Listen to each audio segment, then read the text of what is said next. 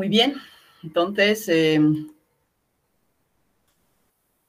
aquí nos quedamos ayer y vamos a continuar con la segunda parte de litiasis renal que tenía que ver con, o que tiene que ver con evaluación clínica. Entonces, cuando tenemos a un paciente con una litiasis renal, luego de rápidamente en la mente repasar cómo se puede formar un cálculo y cuáles son los factores de riesgo, necesitamos aproximarnos ya de una manera práctica al paciente. Y, por supuesto, echamos mano de la historia clínica, que es un instrumento muy valioso y que está siempre presente en cualquier evaluación en la parte médica.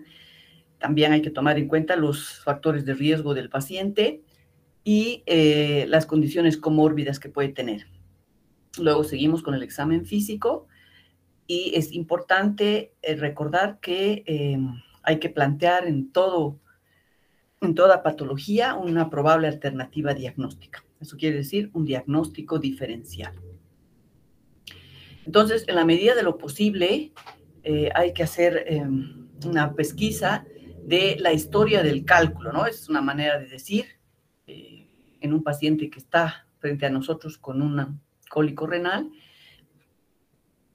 y si está en condiciones de hablar, si no está doblado en 8, entonces sí podemos preguntarle, ¿no? Si él ya tuvo cálculos previamente, cuál fue la frecuencia, cuándo fue su último cálculo, cuándo se le presentó, a los cuántos años, el tamaño del cálculo, tal vez sea un detalle un poco complejo de preguntar, pero hay gente que sí, que puede recordar que era chiquitito o más grande.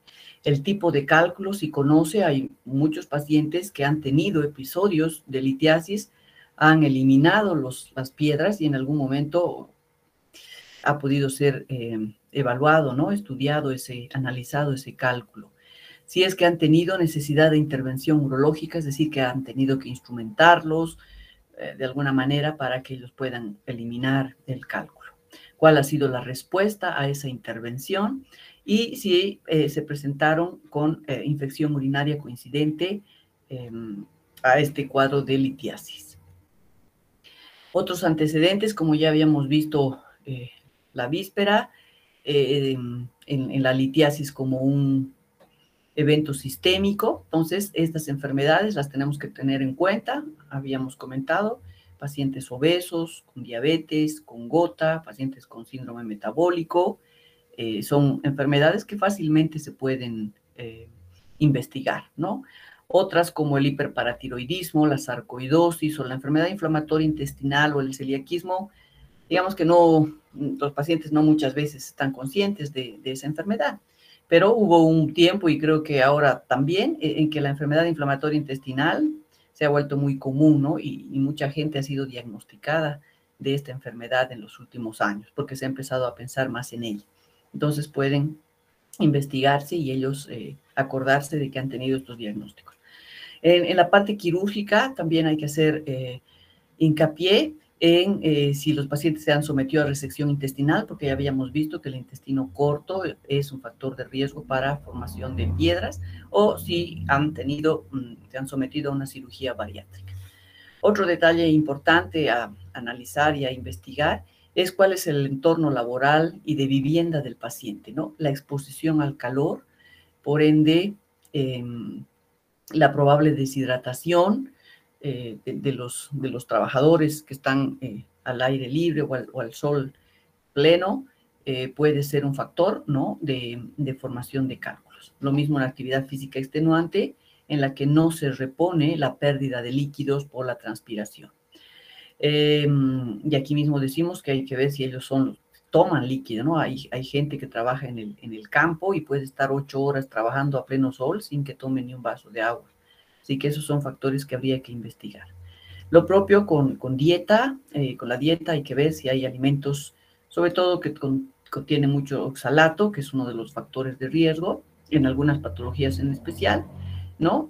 Como este tipo de alimentos, el cacao, el perejil, las acelgas y otros más. Otro detalle importante, como habíamos visto, hay también cálculos que se forman por medicamentos. Entonces, investigar sobre la medicación que recibe. Muchas de las veces, y en nuestro medio todavía es común, que los pacientes puedan acceder a cualquier tipo de medicación sin receta médica. También los antecedentes familiares, porque hay un nexo entre aquellos que vienen de una familia de formadores de cálculos, tienen un riesgo de también desarrollarlos. ¿Cuál es la presentación de una litiasis renal, no? Es el clásico cólico nefrítico, ¿no? Este es un poco menos, es algo muy, muy común y es como se describe en los libros, no siempre se presenta así, pero sí se aproxima bastante en los cuadros típicos de cólico. ¿Cuál es la manera de presentarse en el paciente, no? Es un dolor que se caracteriza por ser de inicio brusco en la región lumbar, normalmente unilateral, lancinante, como si los traspasara, de tipo espasmódico, con exacerbaciones y remisiones. O sea, hay un ciclo de dolor que puede incrementarse, aparecer, llegar a un clímax y durar 20 a 60 minutos y luego disminuir. Normalmente este dolor que se irradia en la parte lumbar tiene una irradiación muy comúnmente hacia genitales. El paciente se encuentra muy inquieto, realmente es un paciente que no encuentra una posición antálgica, ¿no? En aquella posición en la que esté sin dolor. Y puede también acompañarse de síntomas vegetativos como son agitación, inquietud, puede incluso tener náuseas, vómitos, sudoración. Ocasionalmente puede presentar polaquiuria, tenesmo y disuria si es que tiene cálculos que están ya en la vejiga. Puede también generar el dolor, una contractura muscular lumbar. La hematuria macro o microscópica es un hallazgo común hasta en un 80% de los pacientes con litos. Y si el paciente además tiene fiebre y escalofríos, tendríamos que sospechar que puede haberse asociado una infección urinaria.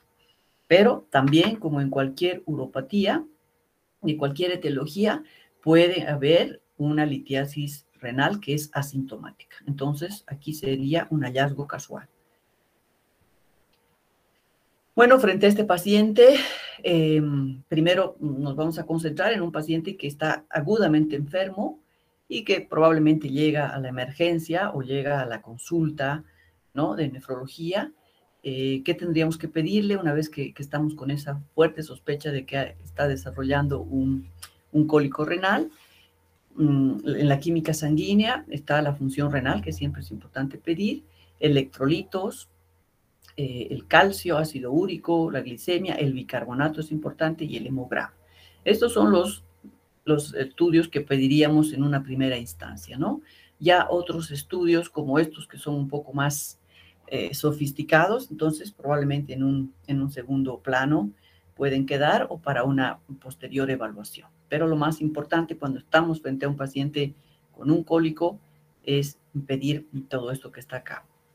En la química urinaria, claro, el examen general va a ser siempre importante porque ahí vamos a buscar qué pH tiene, si está infectada la orina y también, como habíamos comentado, si es que presenta o no hematuria. Es interesante comentarles que incluso ya en otros países de acá de Latinoamérica, creo, y de Europa, hay la posibilidad de estimar la sobresaturación urinaria. Como habíamos dicho ayer, es uno de los determinantes para la formación de los cálculos y hay unos softwares que podrían determinar esto. Bueno, acá jamás he escuchado al respecto, no lo he visto, pero me llamó la atención y ojalá en algún momento se podría contar con esta otra herramienta de evaluación. También permite controlar la respuesta al tratamiento. Y el análisis del cálculo sería interesante. A veces los pacientes acuden con unas piedritas que han eliminado previamente y entonces mandarlas a analizar también nos sería de mucha utilidad. Aunque es cierto que no todos los laboratorios tienen la posibilidad de analizar los cálculos. Sin embargo, sería también una conducta importante. Bueno, y por supuesto las imágenes no pueden faltar. La litiasis renal es una causa de uropatía obstructiva y hemos dicho que la uropatía obstructiva se diagnostica principalmente por imágenes, ¿no? A pesar de que tengamos una clínica sugerente, la que nos va a definir si es hay una patología obstructiva son las imágenes. En el caso de la litiasis renal, el gold estándar es la tomografía de abdomen y pelvis sin contraste. Ese es ahora el más importante estudio. Por supuesto que no en todos los lugares está disponible, pero hay que tener en mente que ese es el estudio a solicitar. La ecografía renal, por supuesto que también se puede pedir, y la radiografía simple de abdomen, aunque claro, su importancia ha caído desde que disponemos de la tomografía. La tomografía sin contraste de abdomen y pelvis, aquí está nuevamente referido que es un método gold estándar para el diagnóstico porque tiene una sensibilidad muy alta y una especificidad máxima. Entonces, nos permite detectar cálculos pequeños y además incluso se puede determinar la densidad del cálculo empleando unas unidades Hounsfield, que esto puede ser importante a la hora de plantear algún tratamiento, sobre todo con ondas de choque.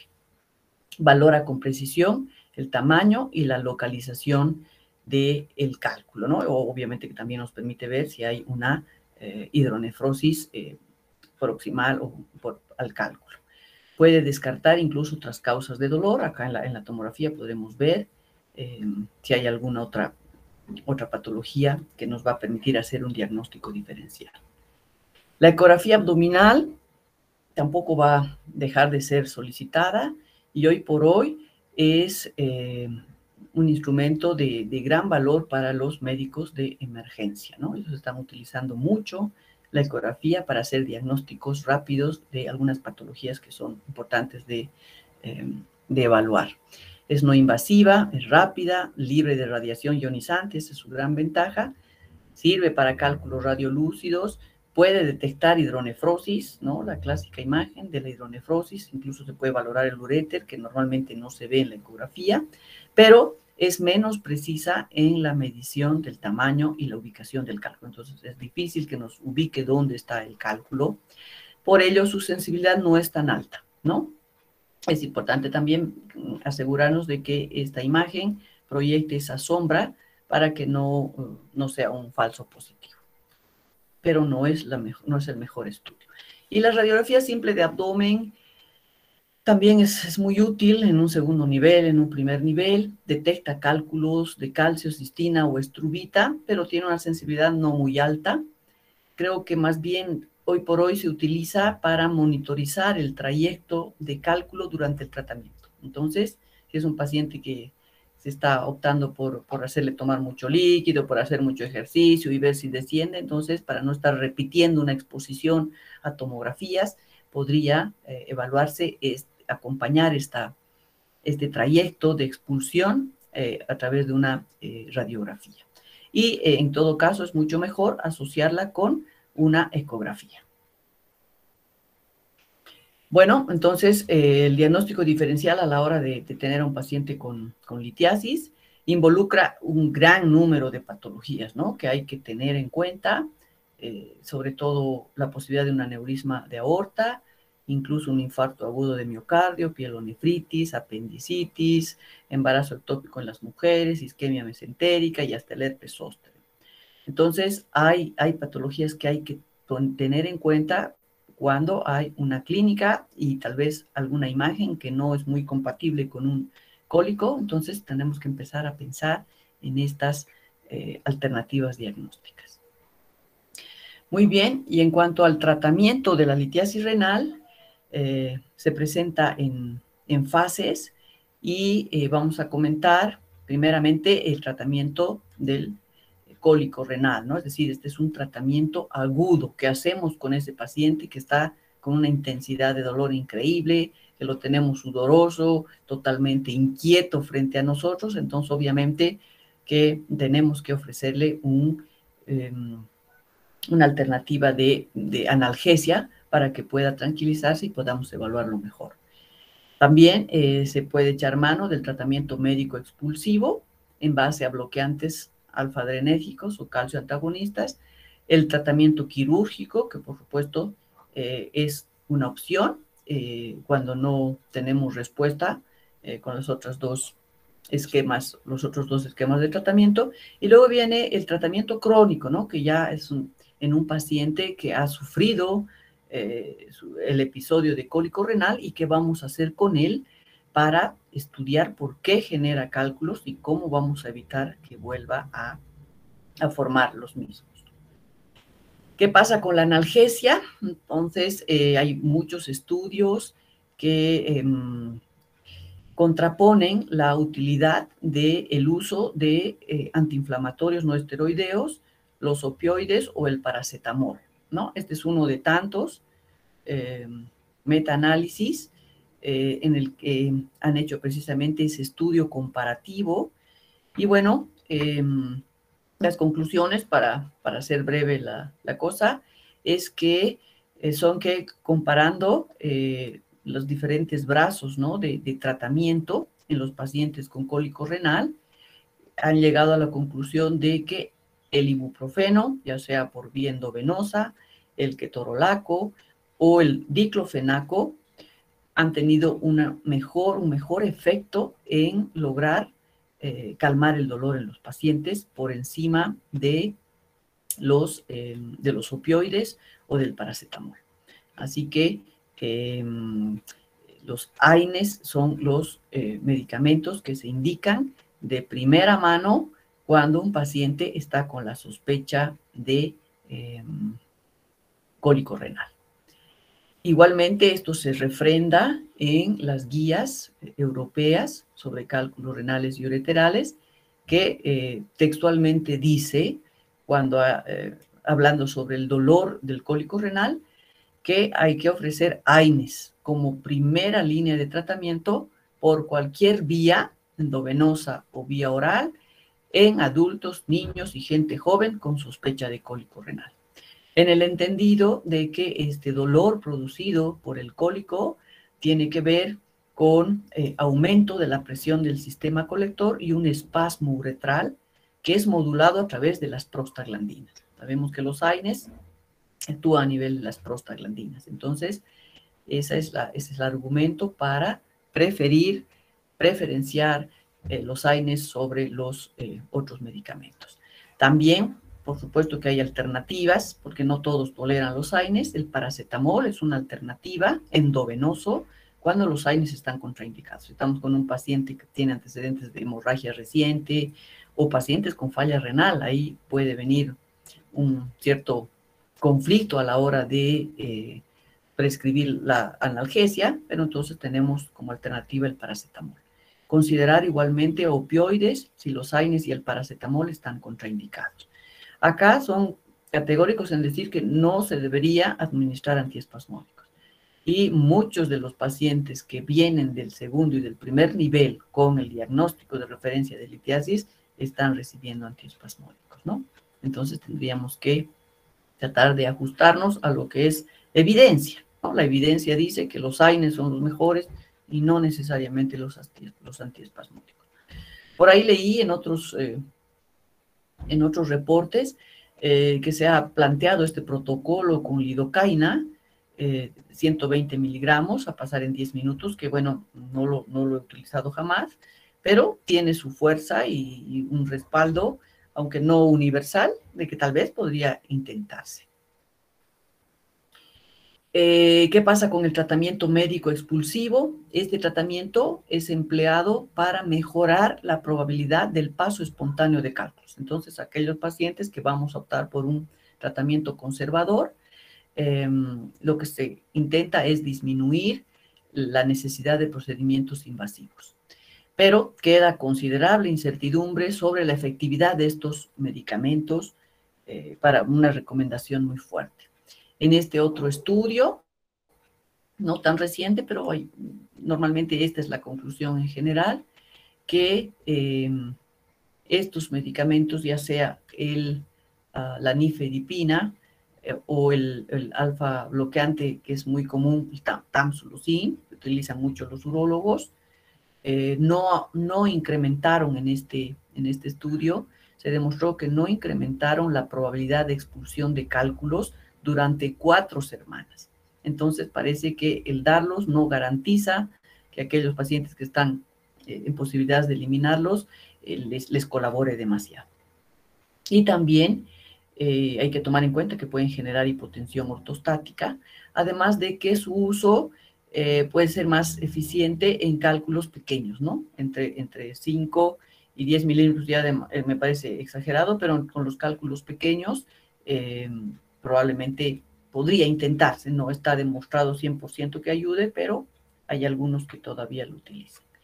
¿Y el tratamiento quirúrgico de qué depende? El tratamiento quirúrgico depende básicamente del diámetro del cálculo, que es el mejor predictor para ver si este cálculo se va a eliminar espontáneamente con todas las medidas o va a tener que ir a cirugía. La probabilidad de intervención quirúrgica incrementa a la par de el tamaño de la piedra, ¿no? Entonces, si tenemos cálculos pequeños, es muy probable que vayan a ser expulsados espontáneamente y que no requieran cirugía. Pero en aquellos cálculos que ya son de mayor diámetro, la posibilidad quirúrgica es mucho, mucho más grande. Entonces, acá podemos ver en esta tabla el tamaño del cálculo, los días que puede tardar en pasar y el porcentaje de posibilidades de que lo haga. Entonces, aquí es importante, en esta rayita vemos que los de 2 milímetros tienen una gran posibilidad de pasar sin mayor problema. Cuando ya va en incremento el diámetro del cálculo y llegamos al corte de 6, entonces es altamente improbable que una piedra pueda ser expulsada espontáneamente. Entonces aquí se plantea rápidamente la necesidad de apoyo quirúrgico. Este tratamiento que se ofrece al paciente con litiasis es algo que se ocupa más, de lo que se ocupa más urología, ¿no? Ellos son los que plantean el manejo en un cuadro agudo, en un cólico renal, con un cálculo, en combinación con los radiólogos intervencionistas, pero solamente nosotros, para tener una idea cómo se maneja, en este esquema podemos definir algunas conductas cuando estamos frente a una litiasis sintomática y si se ha definido que es necesario remover ese cálculo. Entonces se toma en cuenta de manera muy importante cuál es la ubicación de ese cálculo, ¿no? Si está en el polo inferior o está en el medio o en el polo superior. Todo depende también del tamaño de los cálculos. En este caso estamos viendo cálculos de menos de 1 centímetro o entre 1 y 1.5 centímetros. Las opciones podrían ser el choque, ¿no? Por onda de choque, la litotripsia por onda de choque, o también puede haber una extracción a través de una ureteroscopía. Cuando ya los cálculos son un poco más grandes, entonces la posibilidad de la ureteroscopía es más grande. Dependiendo, esto es para los del lóbulo inferior. Para los del lóbulo superior, también en dependencia del tamaño, si es menor de 2 centímetros y de acuerdo a la atenuación, al nivel de atenuación que se determina por la tomografía, como les había dicho, entonces también la posibilidad es que vaya a una evaluación, a una intervención ureteroscópica o que ya se tenga que hacer una nefrolitotomía. Y en los mayores de 2 centímetros, los cálculos mayores en diámetro de 2 centímetros, entonces la nefrolitotomía parece ser una de las opciones mejores. Bueno, y un detalle que nos interesa mucho, creo que a los clínicos, aquí los nefrólogos entramos más en acción, es evaluar el riesgo de un segundo episodio sintomático. Esa es la pregunta del millón, que ayer ya la hizo también una estudiante. Entonces, ¿a qué paciente voy a estudiar y qué paciente va a desarrollar un segundo evento sintomático? Pues déjenme decirles que no hay un consenso sobre realizar una extensa evaluación después de un primer episodio. Sin embargo, hay que tener en cuenta que tras el paso del primer cálculo, el riesgo de recurrencia puede ser de 15% al año, hasta la mitad de los casos pueden recurrir en 10 años y hasta un 75 o un 90% a 20 años. O sea que el riesgo de recurrencia tampoco es menor, ¿no? Este es un tema que hay que considerarlo y hoy por hoy lo que se hace es, se han buscado herramientas, ¿no? Para decidir a qué paciente vamos a evaluarlo exhaustivamente después de un primer evento o a cuál no. Y me resultó interesante comentar que hace unos años el grupo de la Mayo Clinic ha desarrollado una herramienta que nos permite conocer cuál es el riesgo de recurrencia del cálculo para que en función del resultado se pueda plantear el estudio un poco más profundo a pacientes que están con elevado riesgo. Esta herramienta está disponible en las calculadoras, ¿no? En las aplicaciones que se va completando y entonces ahí arroja cuál es el riesgo. ¿Cuáles son las variables que toma en cuenta esta herramienta? Básicamente, cuando el género es masculino, en los pacientes de raza blanca, aquellos que han tenido un antecedente de litiasis o que hayan tenido ya sospecha de un episodio previo, pero que nadie lo documentó, o precisamente ha podido ser un cálculo asintomático, que solo se ha descubierto en imágenes, aquellos que han tenido cálculos pélvicos, o de polo inferior que han sido sintomáticos, los que han presentado hematuria macroscópica o cálculos de ácido úrico. Entonces, todas esas variables se van llenando en esa herramienta y nos arroja un porcentaje de riesgo. En función de ese, podríamos nosotros decidir a qué paciente, aquellos que tienen mayor riesgo, por supuesto, tendrían que ser evaluados de manera exhaustiva luego de un primer episodio. Hay otros grupos con riesgo de recurrencia que también los hemos visto ayer, aquellos pacientes que tienen diarrea crónica, porque probablemente pueden tener alguna enfermedad inflamatoria intestinal o de mala absorción, pacientes que han sido sometidos a una cirugía bariátrica, pacientes con fracturas patológicas, con itus recurrentes o con gotas, son pacientes que si identificamos estos factores, creo que tienen que ir a una evaluación exhaustiva, incluso después de un primer ataque. Ni qué decir de los pacientes obesos con diabetes mellitus que tienen el riesgo de formar cálculos de ácido úrico. Entonces vamos viendo cómo la litiasis se está ensamblando, ¿no? Forma parte ya de todos estos factores sistémicos, de estas situaciones de enfermedad sistémica que tienen que ser evaluadas y tienen que ser manejadas para que también el riesgo de recurrencia de los litos sea menor.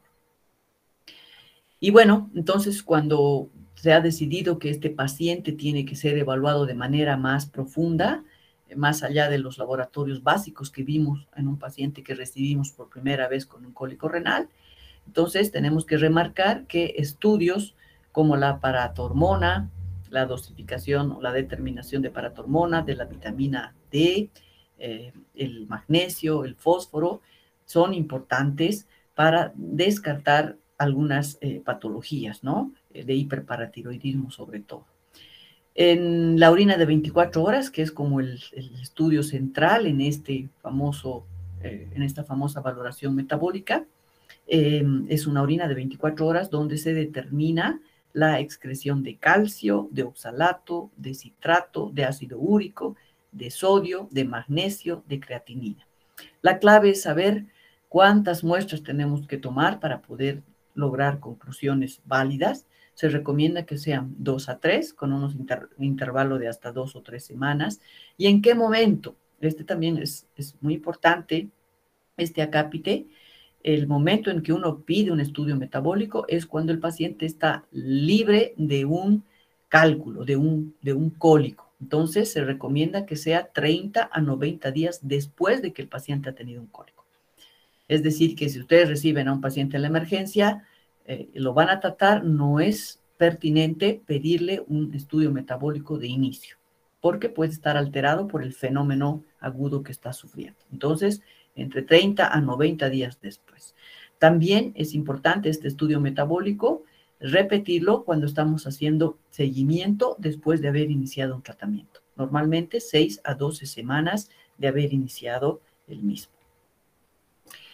Entonces, ya hemos comentado todo lo que se pide en la orina y la idea es que en un paciente que no forma cálculos, en un paciente que no tiene riesgos, entonces el calcio tendría que ser menor a 300, como hemos visto, o a 250 miligramos en la mujer, o en un paciente que tiene riesgo sería al contrario, ¿no? El calcio eliminado sería mayor a 300 o mayor a 250, el oxalato tendría que ser mayor a 40, el ácido úrico, ayer hemos visto cuáles son las concentraciones en las que puede generarse riesgo, mayor a 750 en las mujeres y menor a 800, ¿no? Aquí estamos hablando del perfil ideal en un paciente que no formaría litos.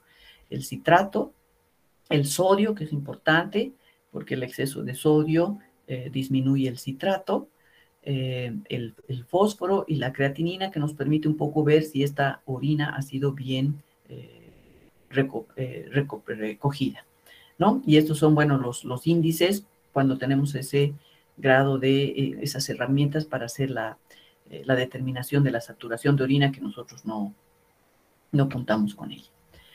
Muy bien, entonces una vez que hemos hecho ya un estudio metabólico más concienzudo, después de que el paciente ha superado el cólico renal y hemos decidido que tiene un factor, que tiene un porcentaje de riesgo grande de recurrencia, entonces empezamos con el tratamiento crónico. Y el tratamiento crónico está muy bien redactado, explicitado en estas guías, ¿no?, europeas del 2014, que no se han actualizado, así que siguen vigentes, y se basa en 3 pilares, ¿no? El líquido, la gran cantidad de líquido que hay que tomar, donde se recomienda que por lo menos tiene que ser 2.5 a 3 litros de agua, ¿no? Estamos hablando de agua más que de otras bebidas. Se han hecho múltiples estudios de otras bebidas, de hasta la dureza del agua y demás, pero en fin, se llega a la conclusión de que tomar agua, incluso el agua dura de la pila, ayuda, ¿no? No es contraproducente, ni siquiera el agua filtrada, sino el agua de la pila. Nosotros la hacemos servir por lo menos 2.5 a 3 litros. Que si es que se va a tomar alguna otra bebida, hay que procurar que tengan un pH neutral, pero en realidad más que el pH hay que fijarse que sean ricas en bicarbonato. La idea es mantener un volumen de diuresis entre 2 y 2.5 litros y eso va a suponer que probablemente va a tener una densidad urinaria baja. Otro detalle es el pilar de las medidas dietéticas, ¿no? Es importante consumir una dieta balanceada que tiene que ser rica en fibra y vegetales, que no necesitamos reducir el contenido del calcio, ¿no?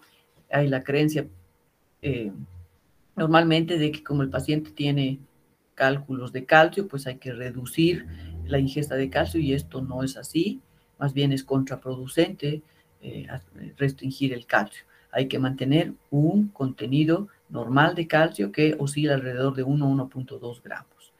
Hay que reducir el contenido de sal, esa es otra recomendación importante para los pacientes formadores de calcio, reducir a 4 o 5 gramos por día porque ayuda a precipitar el calcio, el exceso de sodio y disminuye el citrato. Y también se habla de una restricción de contenido proteico. Entonces acá es una concentración de 0,8 a 1 gramo por kilo día que se recomienda en pacientes formadores de cálculo. Por supuesto, hay que vigilar que no lleguen a la desnutrición. En algún momento he podido ver pacientes que han sido tan estrictos en esta dieta que estaban totalmente desnutridos, así que hay que acompañar y hay que ver que esto no sea peor que el remedio sea peor que la enfermedad. Y bueno, hablamos también de cuáles son los factores de riesgo sistémicos, ¿no? En un paciente obeso tenemos que procurar que baje de peso, hay que limitar el estrés, hay que hacer una buena actividad física, pero por supuesto acompañada siempre de una buena ingesta de líquidos para evitar la deshidratación. En cuanto a la medicación, ya en un tratamiento crónico, en esta tabla podemos ver, de acuerdo al tipo de calcio, ¿no? Al tipo de cálculo, porque hemos hecho una discriminación de la litiasis en base al tipo de calcio, al tipo de cálculo que se presenta, ¿no? Entonces, en caso de pacientes con oxalato de calcio, que son los más frecuentes, un fármaco muy importante para aplicar son las tiazidas, ¿no? Sobre todo cuando hay hipercalciuria. ¿Cuál es la que tenemos en el medio? Tenemos la hidroclorotiazida. Estas otras no, pero la hidroclorotiazida es una buena opción, empezando con 25 miligramos, se puede subir máximo a 50. Siempre hay que tomar en cuenta también los efectos secundarios de los medicamentos. Nada es inocuo, entonces hay que tener en cuenta para poder tratar oportunamente si se presenta. El citrato potásico es otro de los medicamentos que utilizamos mucho acá, y la indicación es la hipocitraturia, porque sabemos que el citrato es un muy buen inhibidor de la cristalización de los fluidos, entonces tenemos que asegurarnos que no haya hipocitraturia. Esta es la dosis y, bueno, sí produce síntomas gastrointestinales. El alopurinol, cuando hay hiperuricosuria, que se puede dar entre 100 y 300 miligramos. Cuando son de ácido úrico, más o menos, si se dan cuenta, los medicamentos se repiten, ¿no? Incluso pueden aplicarse en los diferentes tipos. Pero en el ácido úrico, tal vez lo más importante sea alcalinizar la orina con citrato o con bicarbonato. Los de cistina, que pocas veces hemos dicho vemos, porque es más una enfermedad hereditaria, pero aquí están indicados los medicamentos que se podrían dar. Y en el ácido, en los cálculos de Struvita, que son los cálculos infecciosos, se podría dar este ácido, que bueno, yo no lo conozco, realmente no lo he visto, pero sabemos que lo más importante en este cálculo de Struvita es el manejo quirúrgico y además, por supuesto, el manejo de la infección. Bueno, para ya finalizar, lo que quiero es remarcar algunos aspectos respecto al ajuste dietético en los pacientes que forman cálculos, ¿no? Dejar, espero, claro que un paciente que forma cálculos no necesita restringir el calcio en la dieta, ¿no? A pesar de que sean cálculos de calcio, no es restringiendo que vamos a lograr mejorar o disminuir el riesgo. Lo que sí es importante es restringir la sal. La sal sí que tiene que ser restringida con una ingesta de menor a 100.000 equivalentes por día y también restricción proteica. Entonces, los pacientes que forman cálculos, no mucha sal, poca proteína y mantener un aporte prácticamente normal de calcio, sino con algún suplemento en casos específicos, sobre todo cuando hay diagnóstico de hiperoxaluria. ¿Qué pasa con el oxalato de la dieta? Por lo general sí se recomienda la restricción de estos medicamentos ricos, pero no es tal vez lo más importante, ¿no? Relacionar el oxalato de la dieta y el oxalato urinario no es tan sencillo. Lo más importante en pacientes que tienen hiperoxaluria es la variación en la absorción intestinal. Hemos visto cuál es el problema que se genera en el intestino cuando hay pacientes que tienen enfermedad inflamatoria intestinal, ¿no? Incluso la falta de esa bacteria que no degrada los oxalatos y se eliminan. Entonces, esos son detalles muy importantes a tomar en cuenta. También hay que recordar que la excreción de oxalato se ve afectada por calcio. Por eso es tan importante no restringir el calcio, porque si restringimos el calcio, no se une al oxalato y el oxalato, la hiperoxaluria, predispone a la formación de cálculos, ¿no? Y en pacientes que tienen predisposición al oxalato urinario, la restricción de ácido ascórbico también es una indicación. En el tratamiento farmacológico, para un poco profundizar respecto a cuál es el efecto del diurético tiazídico, que es uno de los medicamentos que se utilizan mucho, lo que hace es disminuir la excreción de calcio en pacientes hipercalciúricos. Entonces, hemos dicho que la indicación principal es la hipercalciuria para el uso de estos diuréticos. ¿Y cómo es que ayuda este medicamento? Lo hace disminuyendo, generando una leve depresión de volumen que incrementa la reabsorción de calcio. Sin embargo, para que sea efectivo necesitamos que el uso de estos diuréticos se acompañe de una dieta baja en sal. La disminución de calcio en orina se compromete igualmente por hipocitraturia y depresión de potasio. Así que muchas veces se pueden combinar tranquilamente un diurético tiacídico con un ahorrador o aportador de citrato. Y precisamente los álcalis, como este es el que está disponible acá, el Acalca, que se llama, que puede, como habíamos comentado, aportarse de manera aislada o combinado con tiacidas en formadores de cálculos de ácido úrico o calcio recurrentes. Reduce el riesgo de episodios litiásicos y la dosis inicial recomendada son 30 a 40 mil equivalentes. Vienen las pastillas y normalmente damos 3 cada 8 horas. La idea es mantener un pH entre 6,1 y 7, que hay que ir controlando también con exámenes de orina rutinarios. Muy bien, y entonces para finalizar quiero mostrarles y dejarles para ver si pueden revisar en algún momento en estas guías europeas que son tan interesantes, incluso se permiten hacer estos algoritmos de manejo de acuerdo al tipo de cálculo, ¿no? Aquí el oxalato de calcio siempre va de la mano ya en un análisis crónico, como hemos visto, de un análisis de 24 horas, una recolección de orina de 24 horas, y dependiendo de los hallazgos que se obtenga en esta evaluación, si el paciente tiene hipercalciuria, hacen una discriminación de cuál sería el grado de hipercalciuria y cuál es el manejo más importante.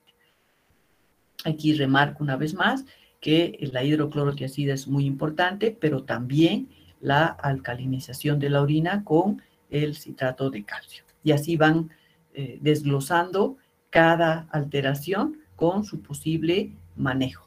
Resulta muy interesante ir leyendo con calma estos algoritmos.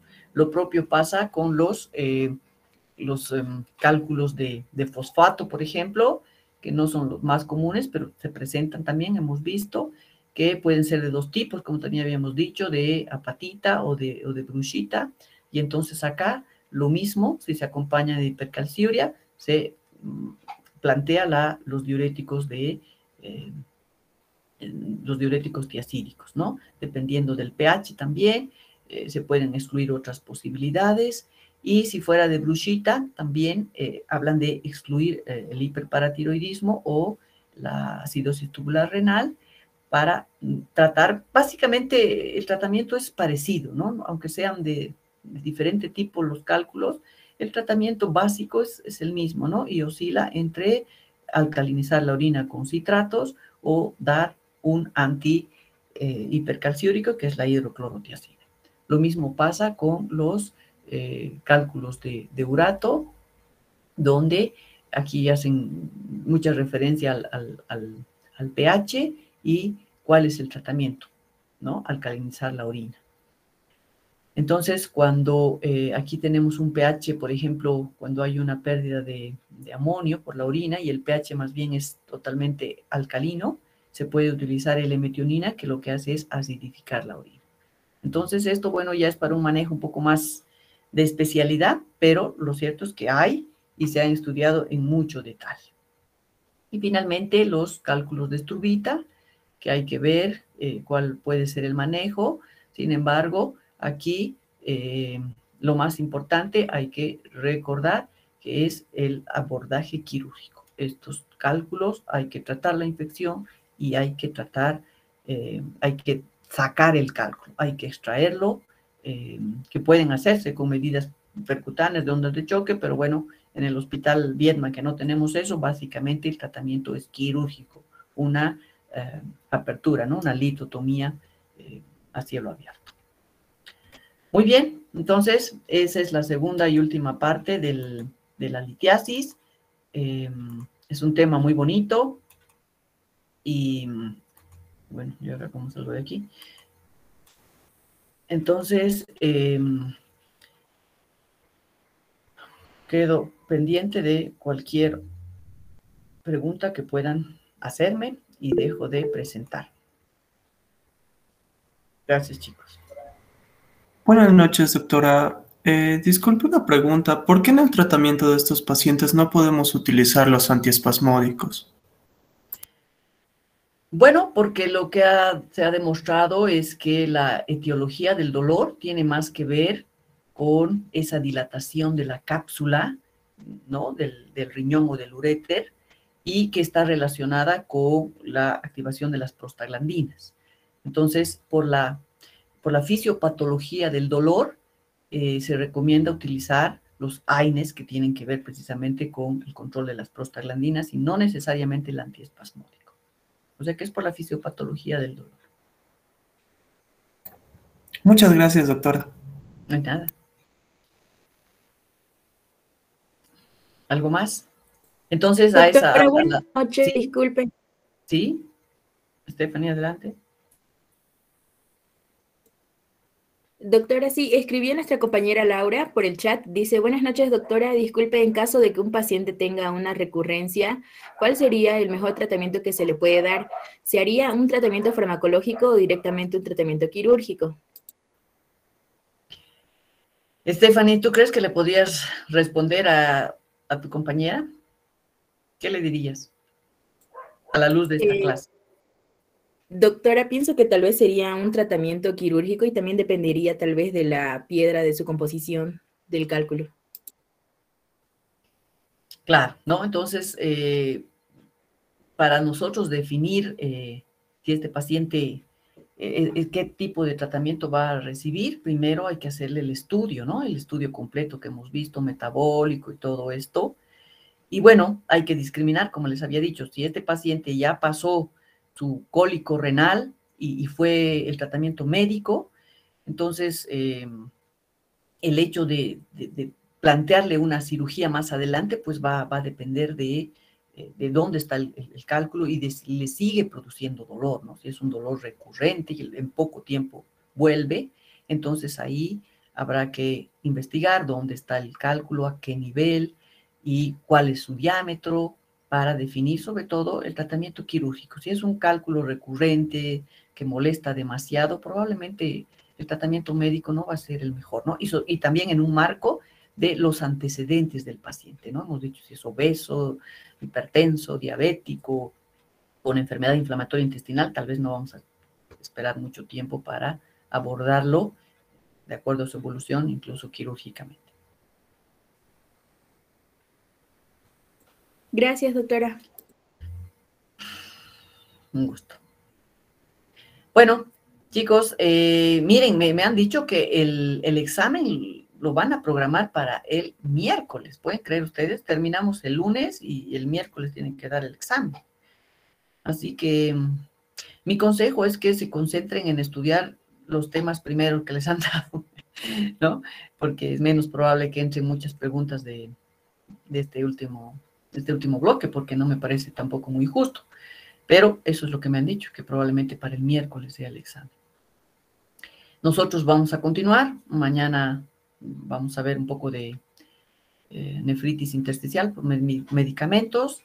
El viernes creo que vamos a ver preeclampsia y el lunes terminaríamos con infecciones urinarias. Entonces esas son las 6 clases de este último bloque. Bueno, muchas gracias por su asistencia y nos vemos mañana. Gracias, doctora. Hasta luego. Hasta mañana. Gracias. Mañana. Gracias, doctora.